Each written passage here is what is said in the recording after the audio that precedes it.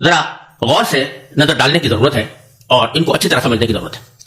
پہلی بات تو یہ کہ پہلا فریضہ منصبی یہ بیان فرمایا گیا کہ وہ لوگوں کے سامنے قرآن کریم کی آیتوں کی تلاوت فرمائے. تلاوت کی معنی ہے پڑھنا، اور آیتوں کے پڑھنے کو نبی کریم صلی اللہ علیہ وسلم کی دنیا میں تشریف آوری کا ایک پہلا اور مستقل مقصد قرار دیا گیا ہے، جبکہ آگے کتاب اللہ کی تعلیم یعنی اس کے معنی سمجھانے اور اس کی تشریح کرنے کا ذکر الگ سے کیا گیا ہے. اس سے یہ بات معلوم ہوئی کہ قرآن کریم ایک ایسی کتاب ہے کہ جس کے صرف معنی ہی سمجھنا ضروری نہیں ہے، بلکہ اس کی لفظوں کی تلاوت بھی ایک مستقل مقصد ہے.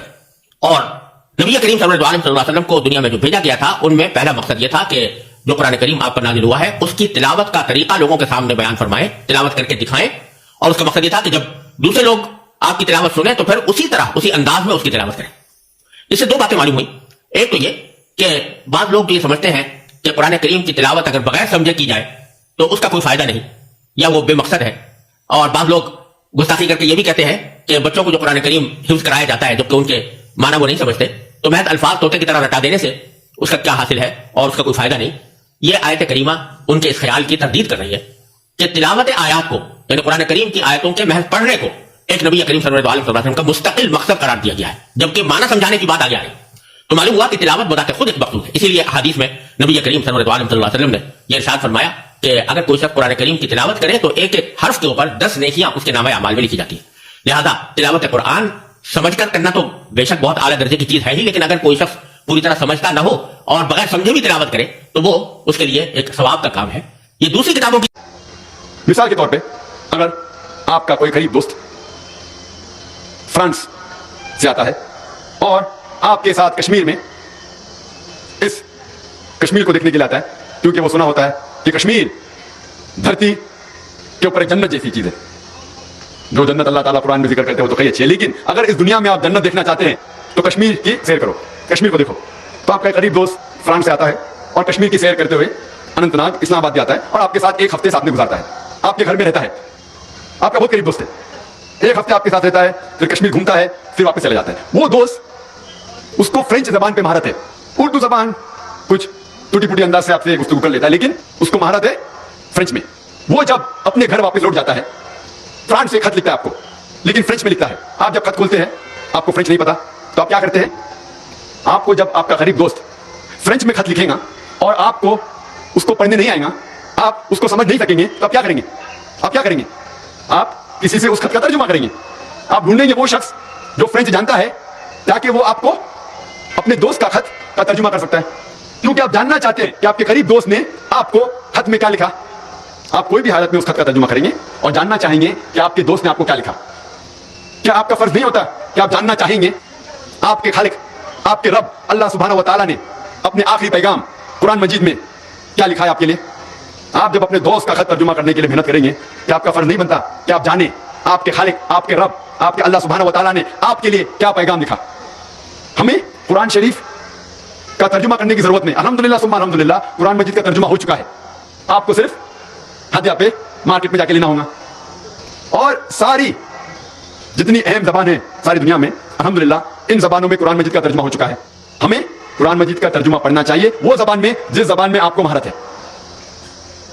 جو شخص اگر کوئی انپڑھ ہے، دیہاتی ہے اور سیکھ بھی نہیں سکتا، وہ اگر نماز پڑھ جائے بہت بڑا ثواب، اٹک اٹک کر پڑھے تو دوہرا ثواب. اور جو بھی نہیں پڑھ سکتا انہیں رکھ کے پھرتا رہے، روتا رہے اللہ میں کیا کروں سمجھ نہیں سکتا، جو ثواب ہے. لیکن جس نے MSc کیا ہو، MBBS کیا ہو، BSc کیا ہو، انجینئرنگ پڑھی ہو، کمپیوٹر پر وہ بغیر سمجھے پڑھتا ہے تو بری وہ قرآن کی توہین کر رہا ہے. تو یہ جو میں نے کہا اس کا کوئی فائدہ اسے نہیں ہوگا. انہوں نے فرمایا یوں کرو کہ اس کے پڑھنے کے ثواب سے اس کے نہ سمجھنے کی سزا بڑھ جائے گی. پڑھنے کا ثواب تو ہوگا لیکن سمجھ کچھ نہیں آپ کیا آپ کو رکاوٹ ہے؟ آپ نے انگریزی سیکھی اتنی کہ انگریزوں کو پڑھا دیں، عربی اتنی نہ سیکھ سکے کہ اللہ کا کلام پڑھ لیں. اس کا کیا مطلب ہے؟ تم اسے اللہ کا کلام سمجھتے نہیں ہو، تمہارا دعویٰ جھوٹا ہے، یہ صرف لپ سروس ہے.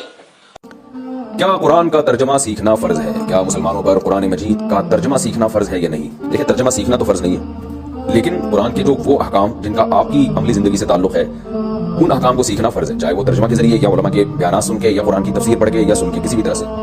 تو یہ چیز فرض ہے. اگر کوئی کسی کو لفظی ترجمہ قرآن کا نہیں آتا تو گناہگار نہیں ہوگا، لیکن یہ بڑی سعادت سے محرومی کی بات ہے. تو افضل یہی ہے کہ قرآن ترجمہ سے تفسیر کے ساتھ پڑھا کریں تاکہ آپ جو پڑھ رہے ہیں وہ آپ کی سمجھ میں آئے.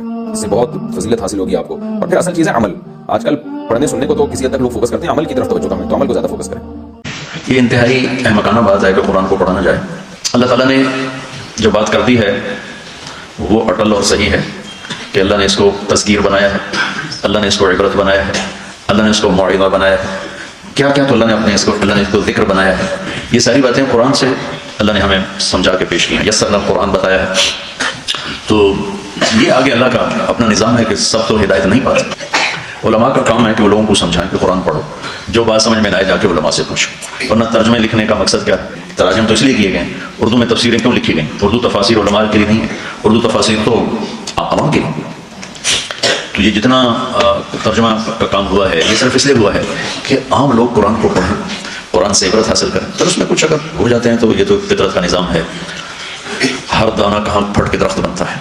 लिहाजा चंद मिसालों से कायदा कुलिया नहीं बनता। मेरे सामने हजारों लाखों मिसालें हैं जो लोगों ने सिर्फ कुरान पढ़ा और उनकी जिंदगियां तब्दील होती चली गई। कहा जाता है कुरान करीम को समझ कर और तर्जुमे के साथ पढ़ना चाहिए कि मैं कुरान पाक का तर्जुमा ना पढ़ूं, बस इसकी तिलावत करता रहूं, तो क्या मेरे कुरान पढ़ने की फजीलत खत्म हो जाएगी या समझे बगैर पढ़ने का भी अजर मिलेगा? कुरान हकीम अल्लाह मालिक का कलाम है। प्यारे नबी सल्लल्लाहु अलैहि वसल्लम ने फरमाया, इसमें से जो अलिफ लाम मीम पढ़ता है, एक हरफ पढ़ता है, अल्लाह उसको 10 नेकी देता है। और मैं ये नहीं कहता कि अलिफ लाम मीम एक हरफ है, अलिफ अलग हरफ है, लाम अलग हरफ है, मीम अलग हरफ है। तो सिर्फ अलिफ लाम मीम पढ़ने से इंसान के अकाउंट में 30 नेकी लिखी जाती है। कुरान हकीम को पढ़ना, तिलावत करना बहुत बारिश अजर और सवाब है, लेकिन असल मकसद इस कुरान के नजूल का कुरान को समझना। आप ये समझे कि मैं अरबी इबारत कुरान हकीम की पढ़ता रहूं और बस ठीक है, अल्हम्दुलिल्लाह सवाब है, कोई शक नहीं कि सवाब है, लेकिन जब तक आप उसकी ट्रांसलेशन नहीं पढ़ेंगे, तर्जुमा नहीं पढ़ेंगे, तफसीर नहीं पढ़ेंगे, आपको पता ही नहीं लगेगा अल्लाह क्या कह रहा है।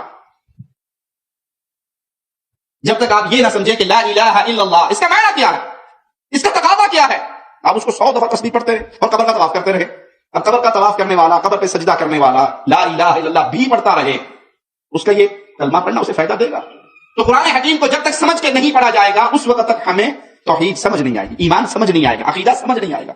और यही उलमाए सूफी सबसे बड़ी कामयाबी है। कुरान बस अरबी पढ़ लो, तर्जुमा ना पढ़ना। क्यों? तर्जुमा पढ़ोगे तो आप बस बर्बाद हो जाओगे, हलाक हो जाओगे। इतने जालिम हैं कि वो किताब जिसको पढ़कर अमल करने से जन्नत मिलती है, जहन्नम से इंसान बचता है, तो कहते हैं इसको समझ के ना पढ़ना। बड़ी मुश्किल किताब, सिर्फ मौलवियों को समझ आती है, आगे पीछे किसी को समझ नहीं आती। ये ढकोसला है मौलवियों का कि अगर आपने कुरान हकीम को पढ़ना शुरू कर दिया, तालीम पढ़ते रहा करो, लेकिन इसका मायना क्या है ये सोचने की जरूरत नहीं। तो कुरान को अरबी इबारत को पढ़ना बाइस अजर सवाब है, कोई शक नहीं इसमें, लेकिन असल इस कुरान के नज़ूल का मकसद ये है कि इससे हिदायत ली जाए, इसको अपनी जिंदगी के अंदर लागू किया जाए, इसमें जो अहकामात आए हैं उस पर अमल किया जाए। वो कब नसीब होंगे? जब आप इसको तर्जुमे और तफसील से पढ़ेंगे। अपनी बच्चियों की रुखसती के लिए, बच्चों को नीचे से गुजारने और पेपर देने के लिए बच्चों को जाने का ये जरिया बनाया हुआ है। इससे ज्यादा कुरान को अहमियत नहीं देते।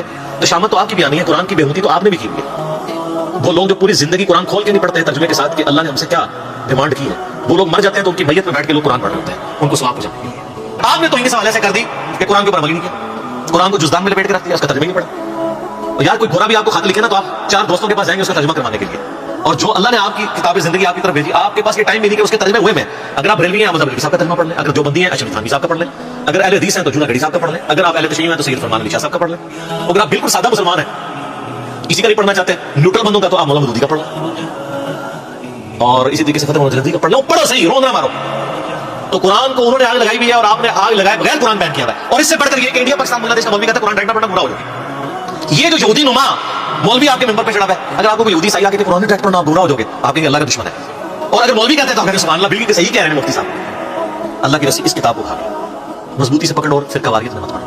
मतलब यह है कि बाइंडिंग फोर्स उम्मत के लिए, फिरकावारियत से निजात के लिए कुरान है। तभी कहा ना कि अल्लाह की रस्सी को पकड़ो। बाइंडिंग फोर्स होगी तो फिर आप अल्लाह नहीं होंगे। और इसको वाइस वर्सा भी कर ले कि जो अल्लाह की किताब को छोड़ेगा वो लाजमी फिरकावारियत में पढ़ ले, एंड वाइस वर्सा। फिरकावारियत को खत्म करने के लिए किताबुल्लाह को पकड़ना है, और अगर छोड़ेंगे तो फिर कुरान करना तो हर बंदे का हक है, लेकिन अगर वो तिलावत के साथ तर्जुमा भी पढ़ना चाहता है तो उसे चाहिए वो किसी आलिम की ज़ेरे निगरानी पढ़े, खुद न पढ़े। वो खुद तर्जुमा पढ़ने बैठ जाएगा ना, तो बाज़ मकामात ऐसे आएंगे जिस जगह वो शुकूक और शुबहात और सवालात में मुब्तला हो जाए।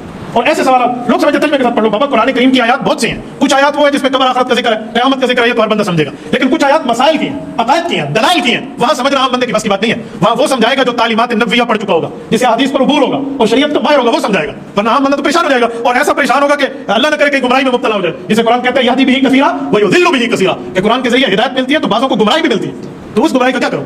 तो इसलिए मैंने पहले भी मना किया था, अब भी करता हूं कि तर्जुमा पढ़ने को शौक है, आप पढ़े, मैं मना नहीं करता, लेकिन उलमा की ज़ेरे निगरानी, आप किसी आलिम दीन की ज़ेरे निगरानी। मेडिकल की किताब डॉक्टर आपको तर्जुमे के साथ नहीं पढ़ने देता बगैर किसी डॉक्टर के मशवरे के।